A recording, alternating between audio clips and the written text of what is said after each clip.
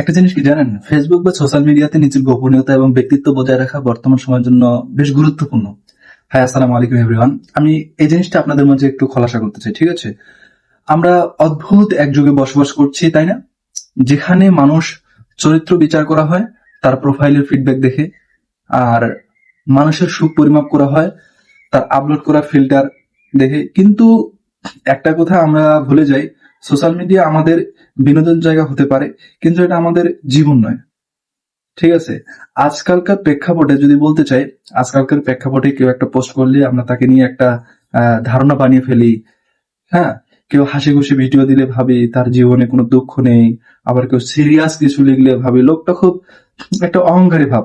হ্যাঁ, আসলে এই জিনিসটা পর্দার খুব ছোট।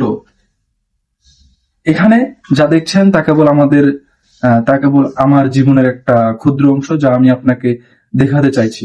আমার সংগ্রাম, আমার ব্যক্তিত্ব, আমার ভিতরের কল্পনা, আমার স্ট্যাটাস, আমার মানুষের এক সেকেন্ডের লাইনের স্ট্যাটাস বা কয়েক সেকেন্ডের ভিডিও সম্ভব ধরা হয় আর কি, এরকম। হ্যাঁ, তাই সবার উদ্দেশ্যে একটা অনুরোধ, কারো পোস্ট দেখে তার ব্যক্তিত্ব বিচার করতে যাবেন না।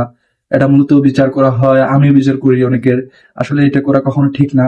মনে করবেন গ্যালারি কয়েকটা ছবি আর কয়েকটা শেয়ার বা উক্তি দিয়ে একটা মানুষের জীবন ডায়েরি পড়া কখনোই পসিবল না। পৃথিবীর স্ক্রিনের চেয়ে বড় আর কি হতে পারে? হুম। মানুষ তার চেয়ে বেশি রহস্যময়, এটা কিন্তু বুঝতে হবে আপনাকে।